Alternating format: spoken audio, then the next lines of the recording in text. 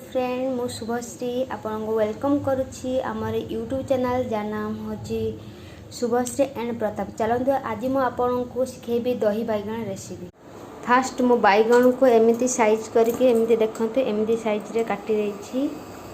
देखंतु सेथरे मु मिसौछि लूण मिसौछि किछि हमर देखंतु लूण तापरे हल्दी मिसौछि लूण हल्दी तापरे आपण कश्मीर लाल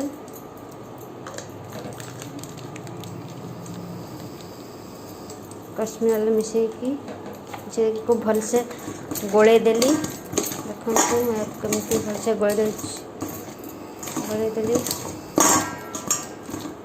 और दही बाबा कौन का इंग्रेडिएंट दरकार देख मु प्रथमे बैगण को काटी से लूण हल्दी कश्मीर लाल मिसई भल से गोले देछि। आउ कौन दरकार रसुण अदा कंचा लंका भृसंग पत्र ये सब काटिकी मु रखी देछि। फास्ट आम जो बैगण रखिले ताको चलते भाजवा। गोटे इंडक्शन गोटे पैन बसौछि। पैन देखते टिके गरम हो आसला परे मु सेथिरे टिके तेल पकाउछि। देखंतु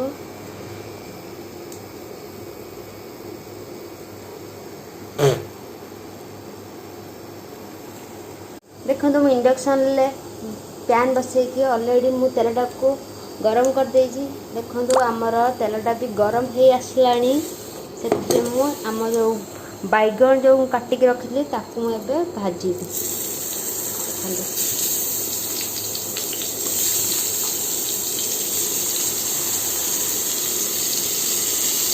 आउ बैगण भाजिला टाइम रे ताको होची टिके भल से सिझिबा को देबे नहले सिझिबा दरकार। आउ टिके ब्राउन कलर हवा पर्यंत ताको आम टिके घोड़े दबा। आ से बैगण हवा समय टाइम रे आमे गोटे बाउल ले देखंतु मुझे 2 कप नैची दही नैची।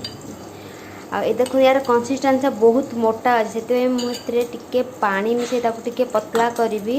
देखंतु तार कंसिस्टेंसीटा एमती आम रहिबो। बेसी आपण पतला भी करें कहीं आमर दही होनी जे दही तरकारी हो पूरा पतला करें ये आमर दही बैगण होची तेणु बेसी पतला नुह के जस्ट टिके अल्प पतला रहिबो। देखंतु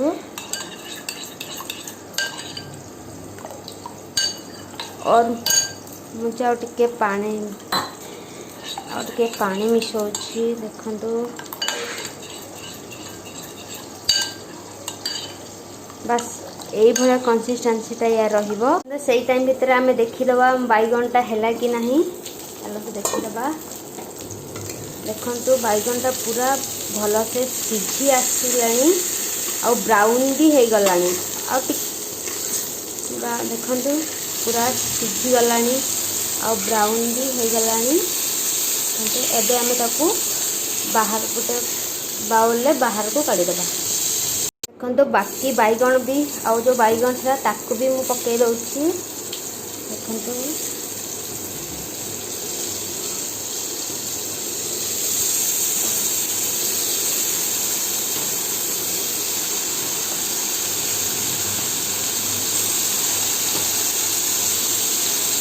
बैगण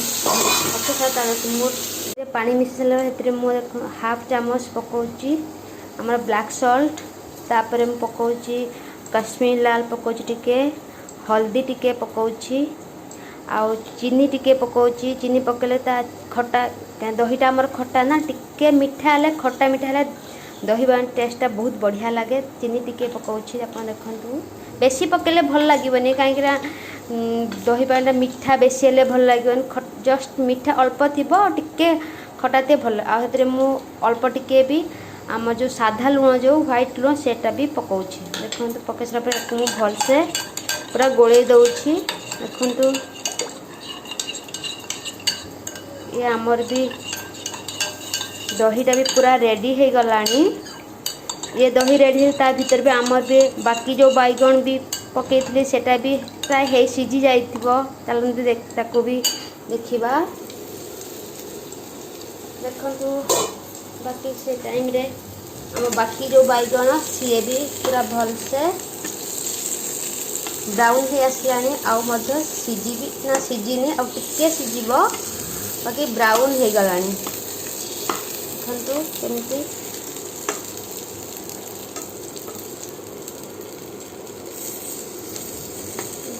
केमती आमर बैगणटा देखते एबे बैगण आउ दही दीटा जाक पूरा रेडी हो गलानी आमे एबे छुंक पूरा रेडी करबा छुंक मु कढ़े टिके तेल पकाउछि देखंतु तेल टिके हे सला पर सेथिरे मु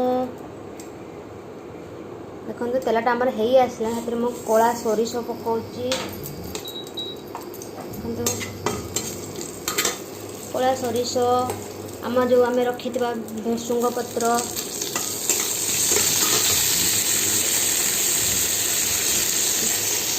रसुण अदा कंचा लंका बाकी सब बुम देखते पकई